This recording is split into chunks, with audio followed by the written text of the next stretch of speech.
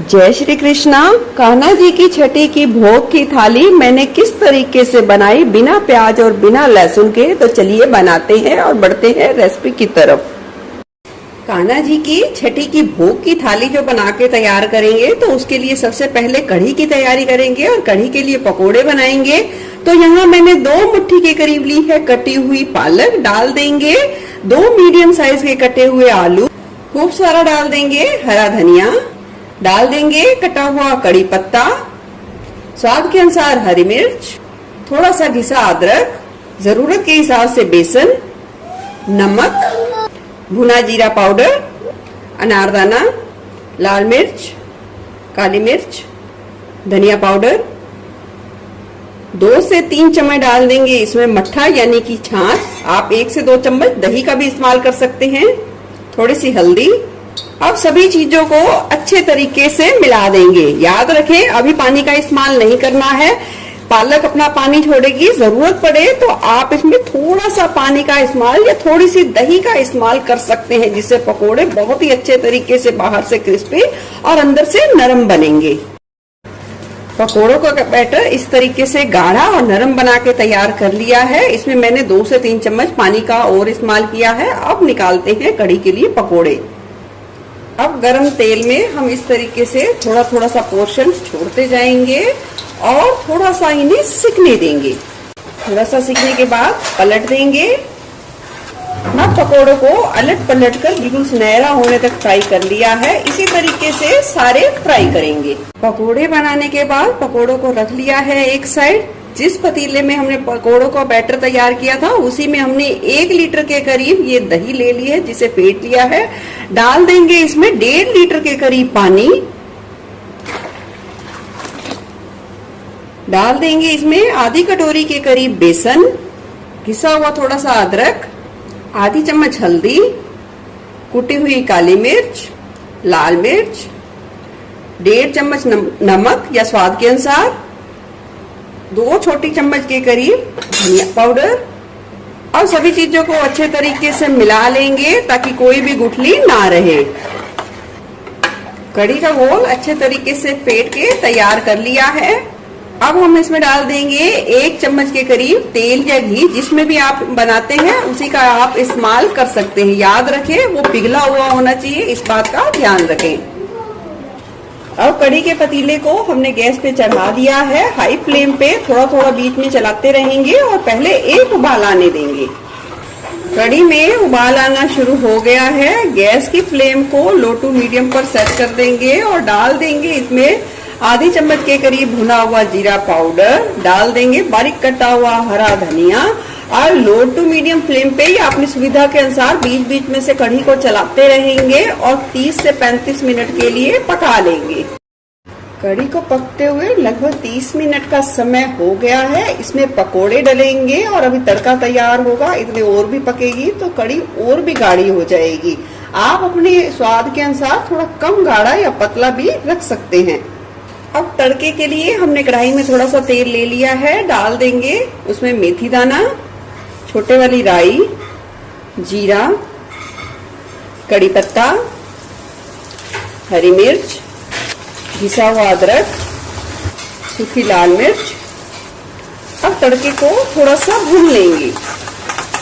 भुनने के बाद डाल देंगे कुटी हुई काली मिर्च, लाल मिर्च पाउडर डाल देंगे अगर तीखा पसंद है। अगर तीखा ना पसंद हो तो आप इसमें कश्मीरी लाल मिर्च पाउडर का इस्तेमाल कर सकते हैं। अब तुरंत ही गैस की फ्लेम को बंद कर देंगे। अब उबलती हुई कढ़ी में हम डाल देंगे तैयार किए हुए पकोड़े और साथ ही डाल देंगे ये खोलता हुआ तड़का। अच्छे तरीके से मिला देंगे। देख सकते हैं कढ़ी की रंग। डाल देंगे बारीक कटा हुआ हरा धनिया। जैसे ही पकोड़े डालने के बाद और तड़का डालने के बाद कढ़ी थोड़ा सा खोलना शुरू हो जाए, तुरंत ही गैस की फ्लेम को बंद कर देना है और इसे ढक देना है। 2 से 3 मिनट बाद देख सकते हैं शानदार कढ़ी बिल्कुल बनके तैयार है। तो चलिए, अब कान्हा जी के भोग मीठे के बिना अधूरा है, तो बनाते हैं बेसन का हलवा। यहाँ बेसन के हलवे को बनाने के लिए मैंने आधी कटोरी से थोड़ा सा ज्यादा बेसन लिया है। मैंने घर में रखी हुई जो चना दाल होती है उसे पीसकर बेसन को तैयार किया है। इससे हलवा बनाया जाए तो बहुत ज्यादा टेस्टी बनके तैयार होता है। तो अब यहाँ मैं डाल दूंगी 2 चम्मच के करीब सूजी। अब जितनी मात्रा में ये बेसन और सूजी लिया है उससे थोड़ा सा कम मैंने चीनी का इस्तेमाल किया है। चीनी की मात्रा आप एक समान भी रख सकते हैं। अब हलवे की चाशनी बनाएंगे तो लेंगे जितना बेसन लिया और सूजी लिया है उतना ही लेंगे यहाँ पानी। डाल देंगे 1 से 2 हरी इलायची, डाल देंगे 1 चुटकी के करीब हल्दी, डाल देंगे चीनी और 1 उबाल आने देंगे। चाशनी में उबाल आ गया है, गैस की फ्लेम तुरंत ही बंद कर देंगे। अब ली है कढ़ाई, कढ़ाई में डाल देंगे थोड़ा सा घी, डाल देंगे कटे हुए ड्राई फ्रूट्स, थोड़ा सा भुनेंगे।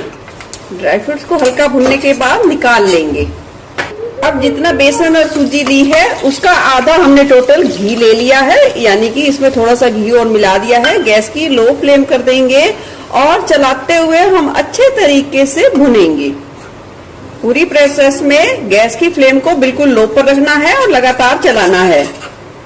जैसे जैसे बेसन भुनेगा वो इस तरीके से थोड़ा सा पतली कंसिस्टेंसी में आ जाएगा और अच्छी खुशबू भी आने लग जाएगी और बिल्कुल अपने वेट से हल्का हो जाएगा।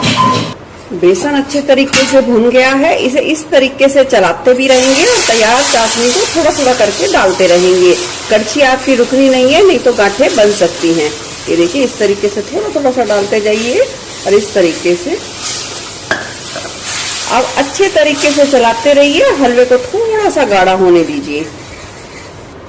अब आप पूछेंगे मैंने हल्दी क्यों डाली। मैंने कलर का इस्तेमाल नहीं किया क्योंकि कलर का ऑप्शन अनहेल्दी है, तो इसलिए मैंने हल्दी का इस्तेमाल किया। इससे टेस्ट में कोई भी फर्क नहीं आता, खुशबू में कोई फर्क नहीं आता, ना देखने में कोई फर्क आता है, तो इसलिए मैंने हेल्दी ऑप्शन को चुना। अगर आपके पास केसर है तो केसर का भी चाशनी में इस्तेमाल जरूर करें। देखिए हलवा गाढ़ा होना शुरू हो गया है। अब इसे अच्छे तरीके से भुनेंगे ताकि ये अच्छे तरीके से घी छोड़ जाए या कढ़ाई के तले को हलवा अच्छे तरीके से छोड़ जाए। हलवा कढ़ाई के देखिए तले को छोड़ना शुरू हो गया है। इस स्टेज पर आप हलवे के हिसाब से थोड़ा सा लास्ट में घी का और इस्तेमाल करें। मैंने आधी चम्मच के करीब डाला है। डाल देंगे ये फ्राई किए हुए ड्राई फ्रूट्स, डाल देंगे किशमिश। किशमिश को यहाँ मैंने भून के नहीं डाला है क्योंकि उससे टेस्ट खराब हो जाता है। अब हलवे को थोड़ा सा हम अच्छे तरीके से और भुनेंगे ताकि बहुत ही अच्छे तरीके से ये कढ़ाई के तले को छोड़ दे। अब देख सकते हैं फाइनल मैंने 4 से 5 मिनट के लिए लगभग भुना है। जितना आप हलवे को अच्छे तरीके से लास्ट में भुनोगे उतना ही वो दानेदार बनेगा, उतना ही उसका टेस्ट और टेक्सचर बहुत ही अच्छे तरीके से उभर कर आएगा। तो चलिए अब हमारी कढ़ी भी बिल्कुल बनके तैयार है और हलवा भी बिल्कुल बनके तैयार है और चावल भी। अब लगाते हैं कंप्लीट थाली।